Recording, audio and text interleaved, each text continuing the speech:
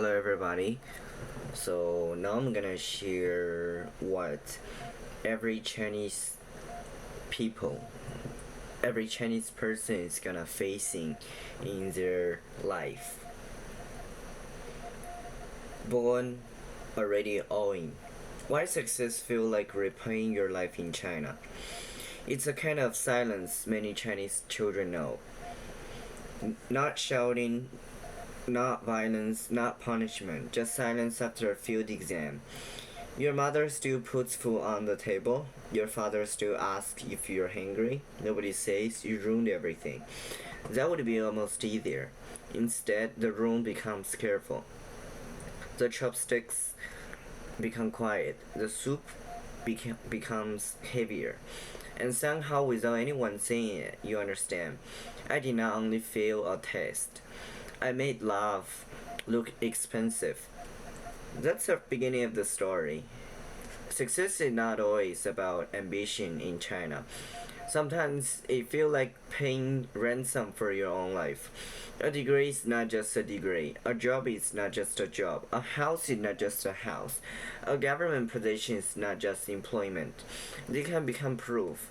Proof that your parents did not suffer for nothing. Proof that your family did not bet on the wrong child. Proof that you were worth raising. And that's a terrible way to put on one life. Some children are raised by sacrifice. In China, they are not raised only by love, they're raised by sacrifice. Sacrifice is dangerous because sacrifice remembers. You remember the money your parents spent, the years they walked, the clothes they did not buy, the trip they did not take, the food they saved for you, the sentence they never forget. We did all of this for you. Sometimes they say directly, sometimes they don't need to. It sits in a room, sits at dinner table, sits inside your exam paper, it sits inside the job interview, it sits inside the apartment you can't afford. And slowly, a child learns something no child should learn. Love must be paid back. This is why Chinese success feels different. It's not only I want to win, but it is I need to prove that the love I received was not wasted. Love becomes terrifying when it keeps receipts. You must be promising. It's a Chinese phrase. 有出息 to have prospects to become someone. It sounds simple, but inside Chinese family life, it can feel like a prophecy, a command, and a debate collector at the same time. A child has. You must be promising. You must be better than us. You must not live like us. You must make the family proud. You must let relatives see. You must give your parents face. It's not always cruelty. Often it's fear.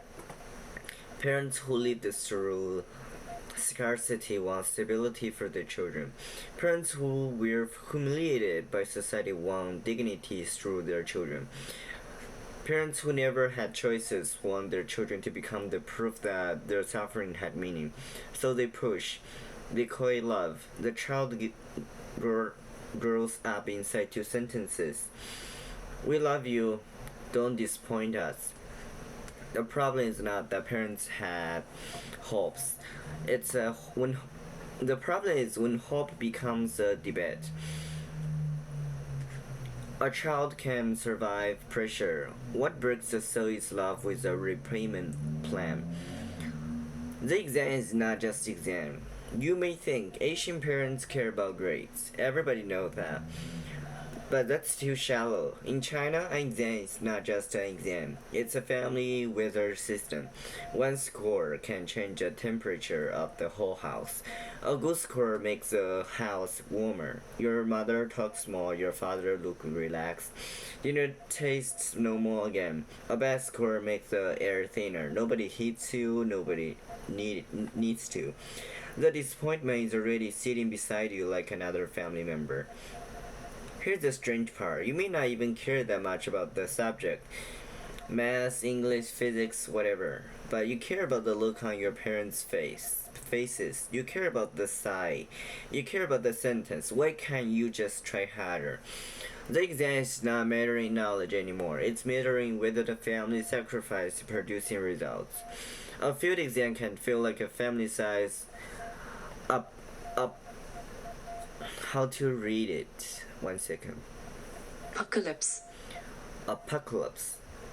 A family sized apocalypse.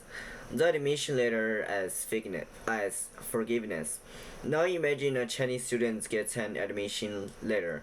The family celebrates, photos are taken, relatives are told. The family group chat becomes a fireworks show.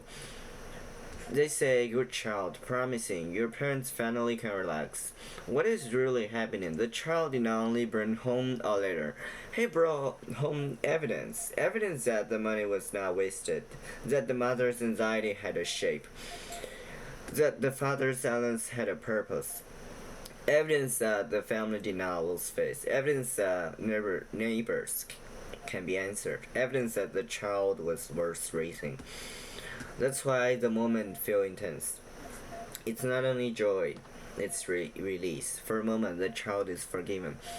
For one moment, the parents are forgiven too. Everybody can breathe. An admission letter can become a certificate of forgiveness. The dream of no longer drowning. We need to talk about one of the most revealing words in modern China. 上岸, to get ashore. I have talked about that before. Chinese people use it for passing graduate school exams, for getting to civil service, for getting a stable job, for escaping uncertainty. Think about the image. You are in water. You are tired. You're not trying to become a hero. You're trying not to drown. That's why getting ashore is such a powerful phrase. It's not the language ambition, it's rescue language. To get ashore means the questions stop for a while. Your relatives stop asking.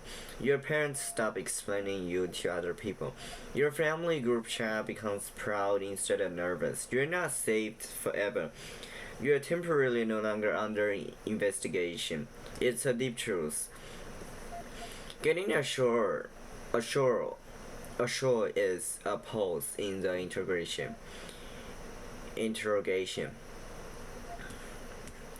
The civil service as secular Pure Land. In many cultures, heaven means peace. In modern China, peace can look very bureaucratic.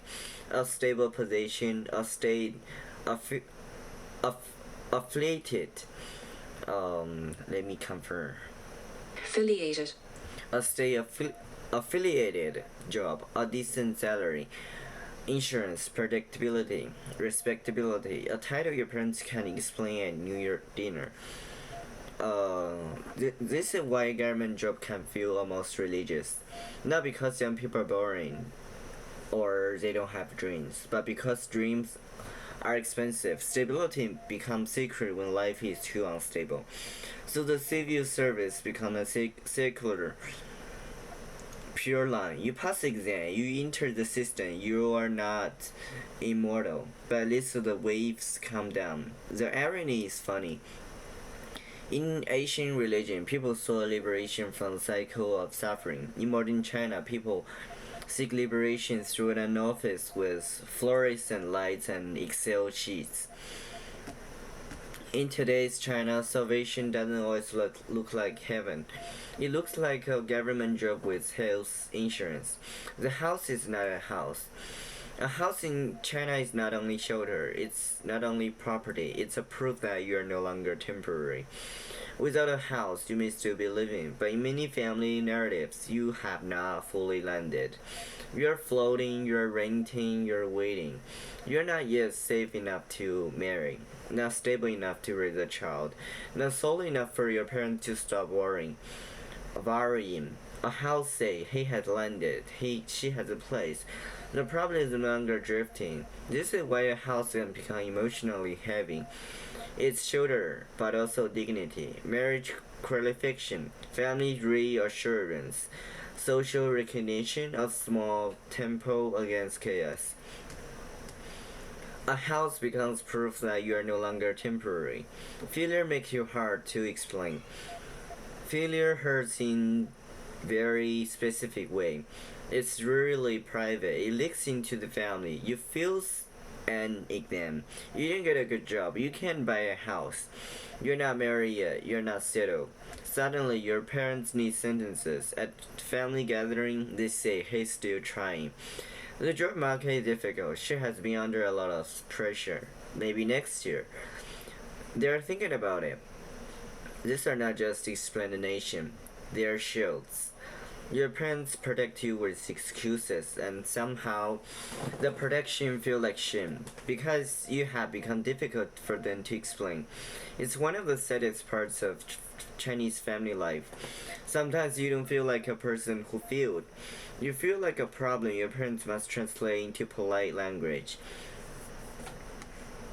Parents are not always villains. Many parents are type people who were also raised by fear. They don't know how to say "I love you" even if you fail. So they say you have to work hard. They don't know how to say your life is not just repayment plan. They say don't. So they say, "Don't disappoint us." They don't know how to say, "I'm afraid the world will crush you." So they say, "Get a stable job." They don't know how to say, I suffered and I don't know how to make the suffering meaningless." So they say, "You must be successful." Sometimes control is fear translated badly. That's why it hurts so much. The love is real, fear is real, damage is real, everything is real. The difference between love and debate. Love says, "I want you to live." Debate say, "Your life must repay me." Love says, "I'm glad you exist." Debate say, "Prove your existence was worth the cost." Love say, "Come home." Debate say, "Bring results home." This is why Chinese children feel exhausted before adult life even begins. They're not only building a future, they're paying for the past. They're paying for parents' unfinished dream, grandparents' poverty, their family's lack of status, their mother's sacrifices, their father's humiliation, their own childhood. The coolest part is, the bill is never clearly written. Nobody say, "Here's the exact money you owe." So the child keeps paying with schools, with degrees, jobs, houses, marriage, silence, obedience, performance being okay. A child is often born not only into a family but into a leader. So the Western mirror, grace and performance. You may think this is very Chinese, but you have your own version. In traditional Christianity, there is a powerful idea, grace. Grace means you are loved before you perform. You're not valuable because you achieved enough. You're not saved because your LinkedIn profile looks stable. You don't earn your soul through productivity. Western society often betrays this idea. The idea exists. You're loved before you perform. Look at modern Western life: career, body, brand, identity, productivity, healing, self optimization. Living your best life. The modern West may not ask you to repay your parents in the same way. They ask you to justify yourself through becoming.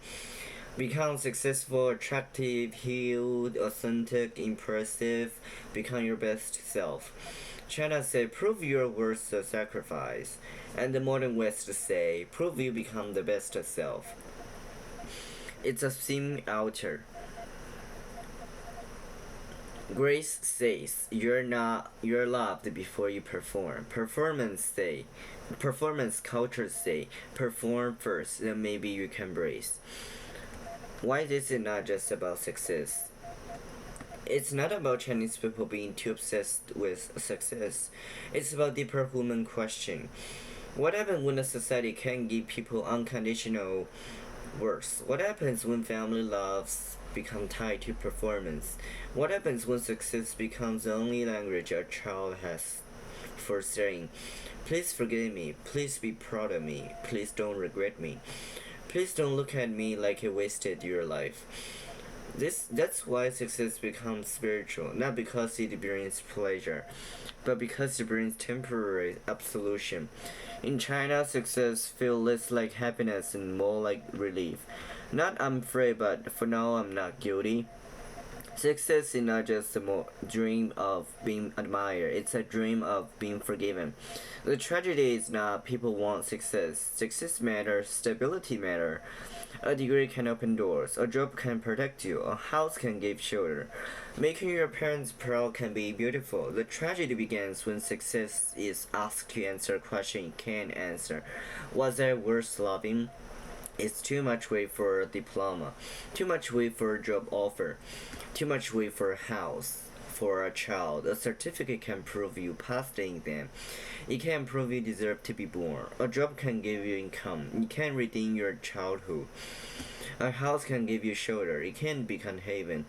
And no child should have to redeem the love that raised him. No life should begin with an invoice. This is the question modern people everywhere need to ask. What if your life was never a debate? What if love was not something you had to repay with achievements? What if you're not born with as a family investment, a social project, a future success story, a performance report? What if you're simply allowed to be? You're not born owing the world. Proof.